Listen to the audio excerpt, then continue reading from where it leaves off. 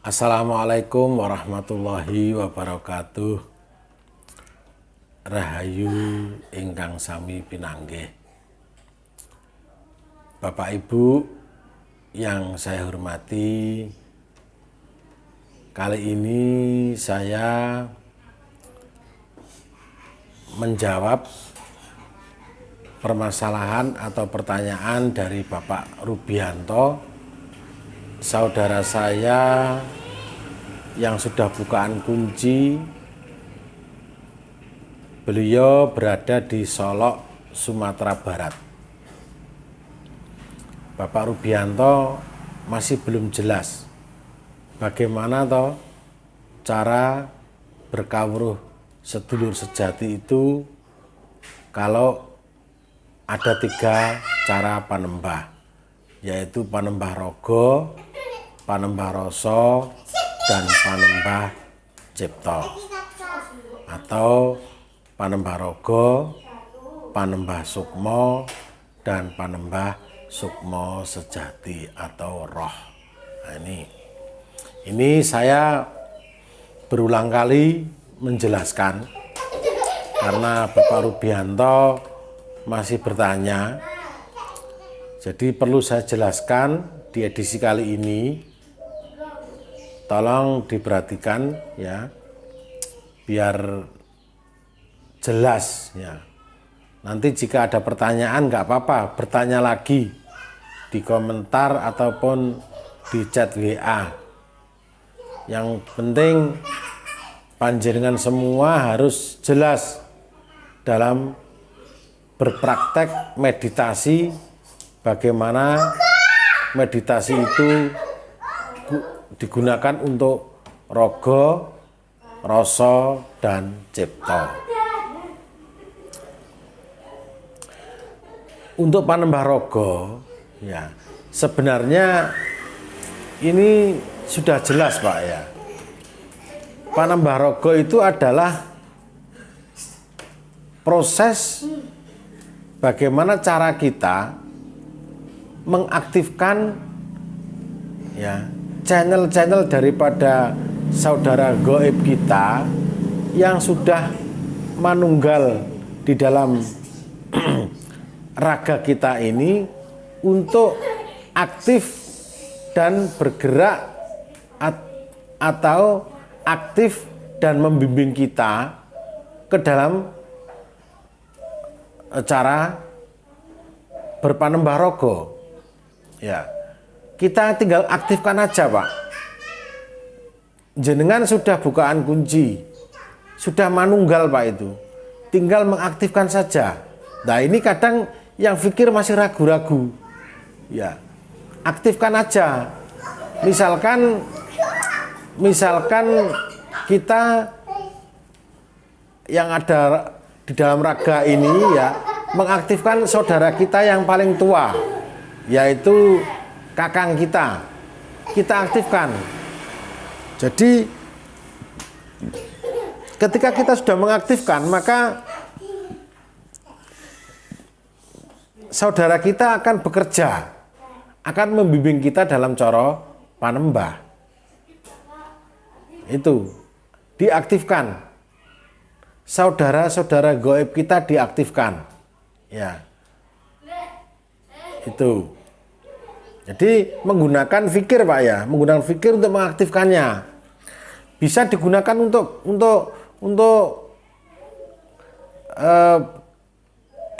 getar besar, bisa digunakan untuk pengandikan, juga bisa digunakan untuk pernafasan, juga bisa digunakan untuk paningal, juga bisa.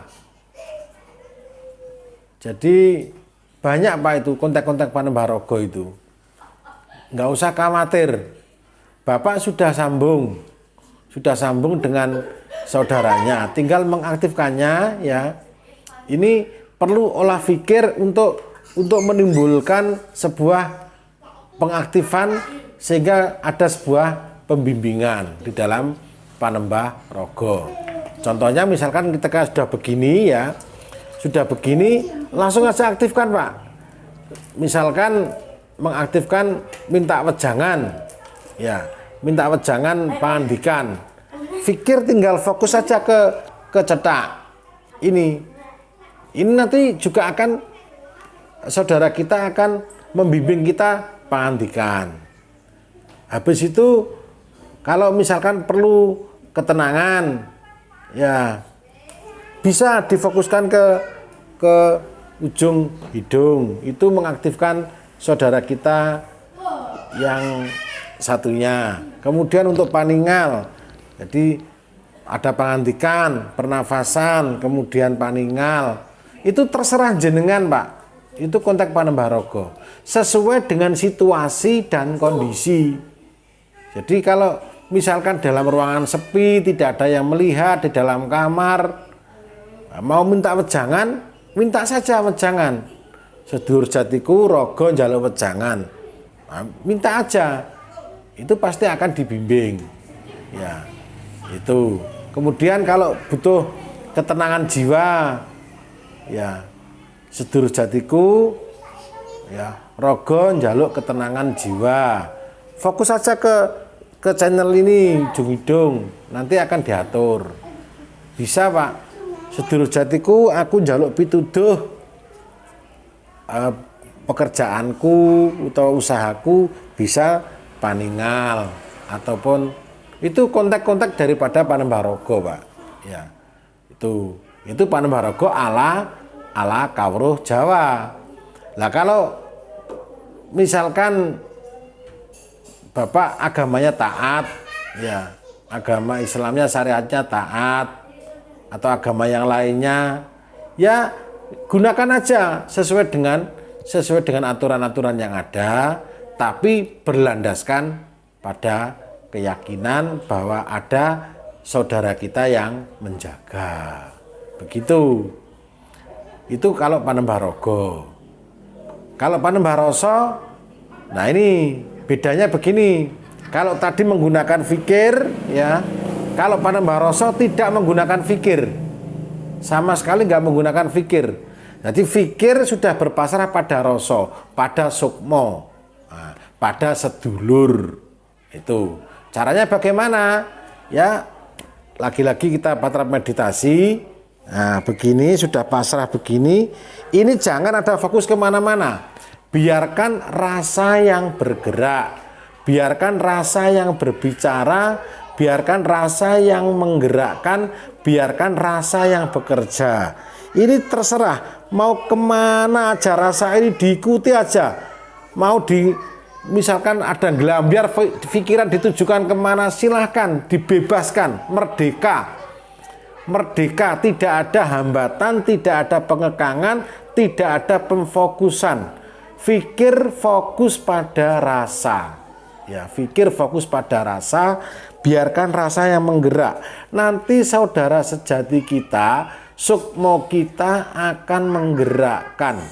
Ya, akan bekerja dan itu konteksnya adalah pembimbingan kita menuju kepada Zat yang Maha Suci, bisa nanti mendapatkan isyarah-isyarah atau dawuh-dawuh isyarat-isyarat gaib untuk kebutuhan kita, untuk penyelesaian masalah kita. Itu ada di dalam alam layap luyup, dalam situasi layap luyup ing aluyup. Itu biasanya ada sebuah bisikan, ada sebuah penglihatan, ya karena sudah manunggal antara paningal, ya pangroso, ini pangucap ini sudah manunggal di dalam patrap Manembaroso, ya dalam manunggal. Jadi pasrah aja pada roso, nanti mereka akan bekerja sesuai dengan tugasnya masing-masing.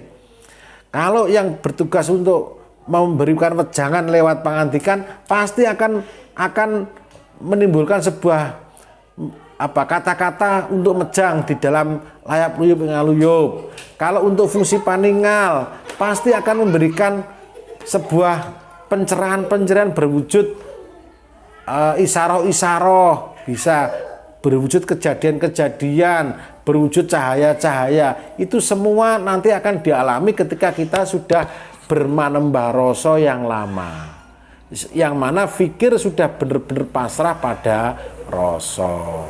Ini jangan dimasukkan ke sini Pak, jangan dimasukkan. Nggak boleh difokuskan apa-apa, nggak boleh.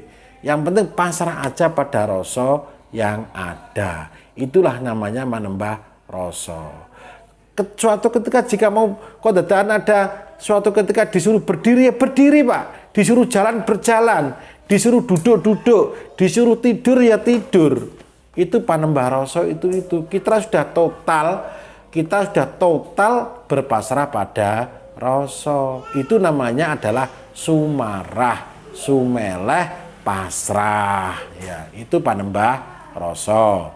Kemudian yang ketiga panembah cipta. Nah, panembah cipta itu ya ketika kita sudah begini, nah ingat bahwa panembah cipta itu adalah kita sowan menuju kepada Ka'bah sejati. Nah ini menuju Ka'bah sejati yang harus diingat ini. Ka'bah sejati panggone nang endi? Panggone nang gumandul tanpa centelan. Gumandul tanpa centelan nang endi? Panggone nanggone rasa sejati tengahing dodo. Nanti hawujud rasa sejati. Rasa sejati kuwi ana. Rasa sejati kuwi sumber-sumbering rasa. Rasa sing teko manembah rasa mau sing iso ngene mau. Nah, iki mau kan ana sumbere. Sing panembah rasa tadi, panembah rasa itu kan kita nggak mencari sumbernya. Panembah rasa kita mengikuti rasa yang ada. Tetapi kalau panembah cipta kita mencari sumbere rasa. Sumbere rasa apa? Ya kuwi rasa. Rasa kuwi rasa sejati. Rasa sejati kuwi sumbere saka sukma sejati. Itu harus kita cari. Yang mencari siapa? Yang mencari fikir. Ya, fikir ini kita mencari Pak, mencari kita berjalan. Kita berjalan dalam arti bagaimana? Fikir melegakan fikir untuk masuk ke dalam. Jangan takut apa-apa, jangan takut begini-begini. Fikir jangan takut begini-begini, nanti nah begini-begini, nanti nah begini-begini, jangan. Nanti nah mati, jangan. Fikir harus ikhlas. Fikir harus ikhlas, makanya dilatih dengan manembah rasa. Ketika fikir sudah ikhlas masuk ke dalam kolbu kita, maka kita akan masuk ke dalam segoro minang kalbu. Manggon tumuju nanggone yaiku telenging kolbu, telenging ati. Nah iki nek telenging ati iki nanti jumbuhno sang sukma sejati menuju kepada alam suwung. Itu baru benar-benar konteks daripada panembah cipta, mengheningkan cipta menuju kepada zat yang maha mencipta. Itu secara garis besar. Jika nanti masih kurang bisa bertanya, ya bisa bertanya. Mungkin ada kisah Bimo itu sampai digubeti ulo ya, digubet nagara raksasa, digubet naga raksasa. Itu sebenarnya ya ada ini yang menimbulkan kita belum menemukan rasa sejati ini ya, ini ada ularnya yang mengelilingi ini hati kita. Ini ada. Itu perlu proses-proses, itu wujudnya yaitu naga raksasa itu ya fikir nggak bisa fokus ke dalam, nggak bisa masuk menuju ke dalam rasa sejati karena masih banyak godaan-godaan yang digambarkan seperti naga raksasa itu harus kita bunuh Pak.